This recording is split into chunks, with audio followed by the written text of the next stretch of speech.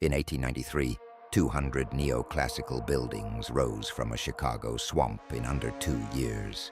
Marble columns, grand domes, reflecting pools stretching to the horizon. Then, 6 months after opening, they burned it all to the ground, and almost no one asks why. The world's Columbian Exposition was the largest event America had ever staged. 27 million people walked through its gates. They called it the White City, a gleaming complex that rivaled ancient Rome. And according to a growing number of people online, none of it was built in 1893. The Tartaria Theory claims these buildings already existed. Remnants of a lost civilization erased from the historical record. The fair's organizers simply uncovered them, showed them off, and then destroyed the evidence. It's a bold claim, and the real story behind the White City is strange enough to understand why people believe it.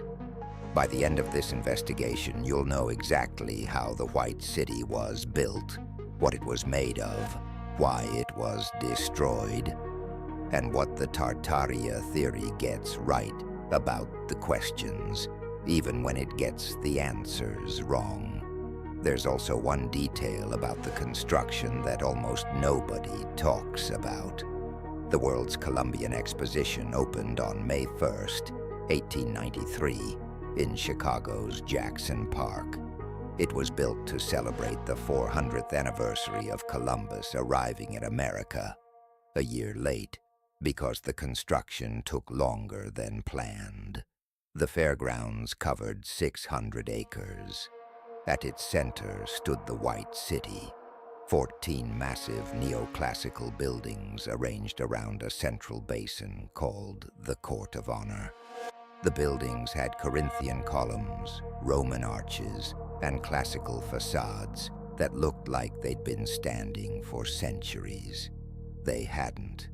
The architects behind the White City were the most prominent in America.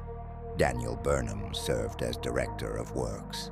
Frederick Law Olmsted, the man who designed Central Park, planned the landscape. Charles McKim, Richard Morris Hunt, and Louis Sullivan all contributed designs. This wasn't amateur work, but even with this talent, the timeline was brutal.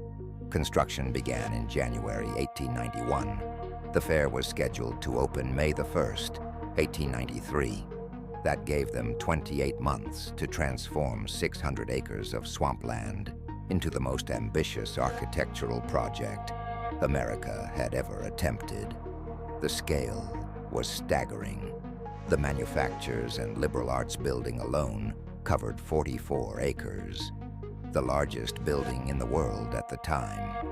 Its roof was a self-supporting steel and glass structure that could have enclosed the U.S. Capitol, the Great Pyramid, and Winchester Cathedral with room to spare.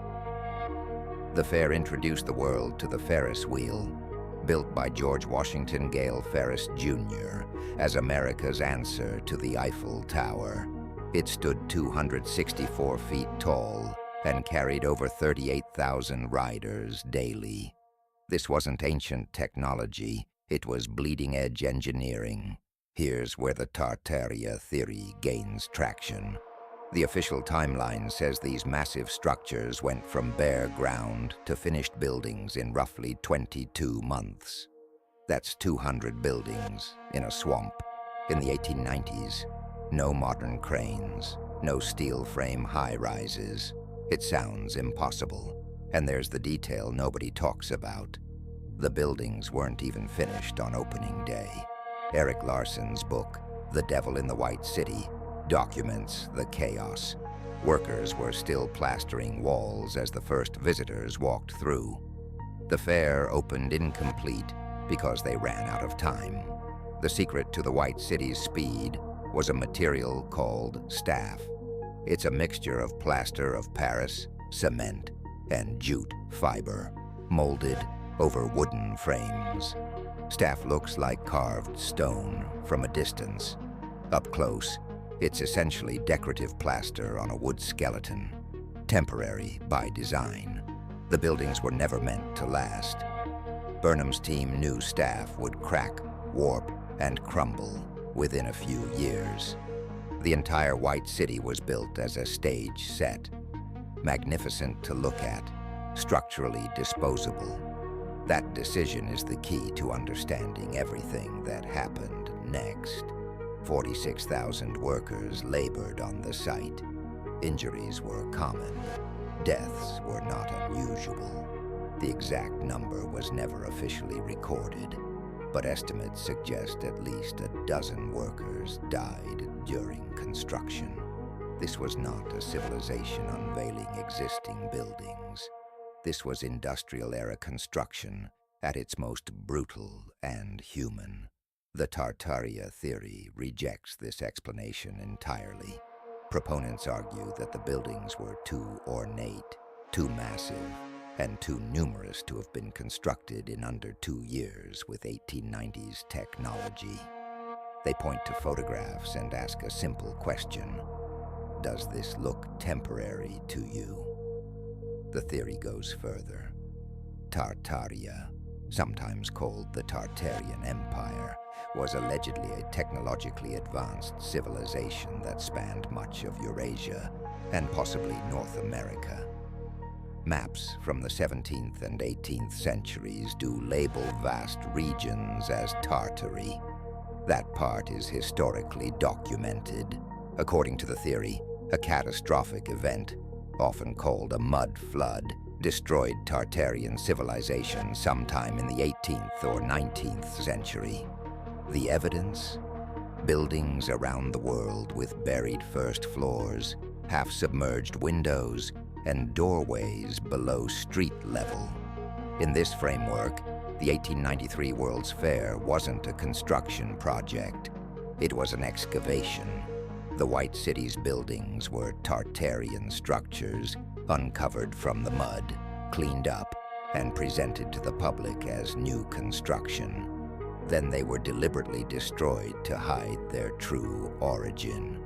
It's a compelling narrative, and it touches on something real, a genuine sense that the official story doesn't fully account for what we see in those photographs. But compelling isn't the same as true, and the evidence tells a very different story. First, the construction is extensively documented. Thousands of photographs exist showing every stage of building, from bare ground to finished facades. Workers are visible in many of them. The Burnham archives at the Art Institute of Chicago contain construction schedules, material orders, and payroll records. Second, the material itself disproves the theory. Staff plaster doesn't survive centuries. It barely survived the 6 months of the fair. Photographs from late 1893 already show cracking and deterioration. If these were ancient buildings, they wouldn't be falling apart in their first summer. Third, Tartary was never a hidden empire. It was a European cartographic label for Central Asia, similar to how the Orient described a vast region without being a single country. The word appears on maps because Europeans didn't have detailed knowledge of interior Asia, not because a civilization was erased. And the mud flood, buried first floors, and submerged windows have well-documented explanations. Cities regularly raised street levels for drainage and sanitation.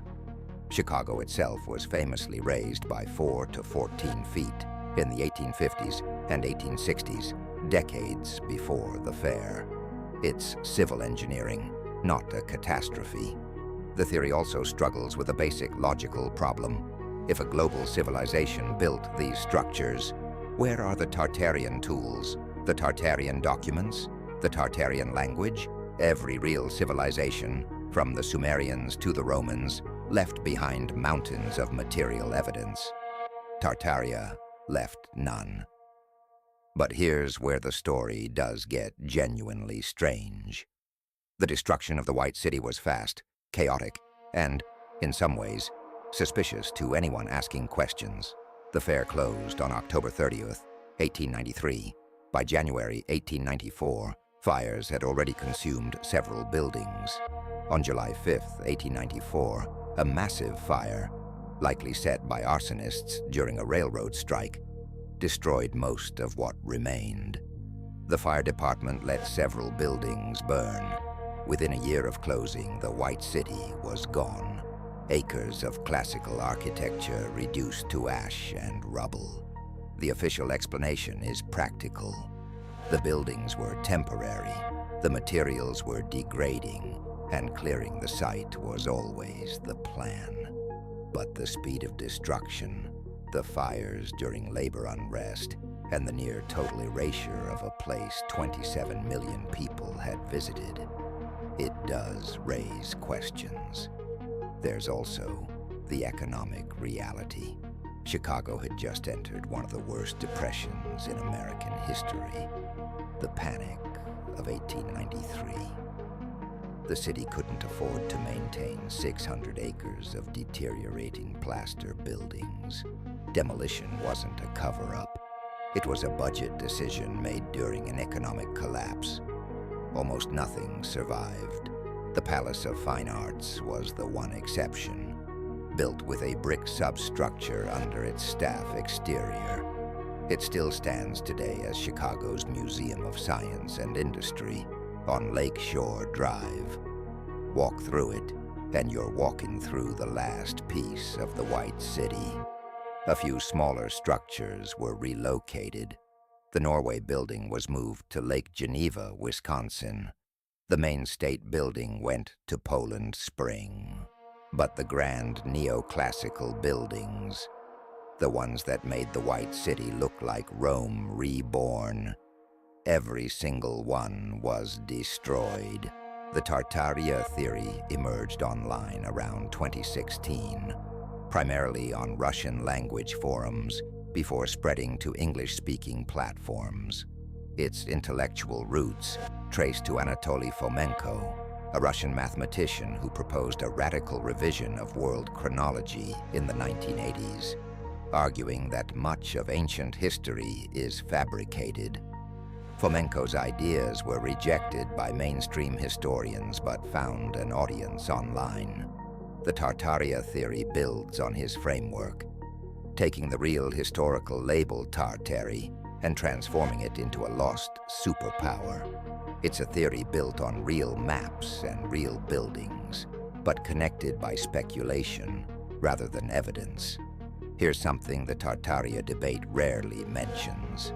The 1893 fair wasn't the only World's Fair accused of impossible construction. The 1904 St. Louis World's Fair, the 1915 Panama Pacific Exposition in San Francisco, both featured massive temporary classical buildings. Both were demolished afterward. The pattern isn't suspicious. It's the entire business model of World's Fairs. And there's one more detail worth knowing. The White City inspired the City Beautiful movement, which reshaped American architecture for decades. Washington, D.C.'s National Mall, the Chicago Plan of 1909, countless civic buildings across the country. They were all influenced by what Burnham built in that swamp. The White City wasn't hidden. It was so visible it changed everything. The Tartaria Theory asks a question worth asking. How did they build something this extraordinary, this fast? The answer is documented, verifiable, and honestly just as interesting as the conspiracy. They built it out of plaster. They knew it would crumble. And they did it anyway, because the spectacle was the point. What do you think? Does the official story fully explain the White City? Or is there something we're still missing? Let me know in the comments. If you want more investigations like this, subscribe. We go deep on hidden history every week.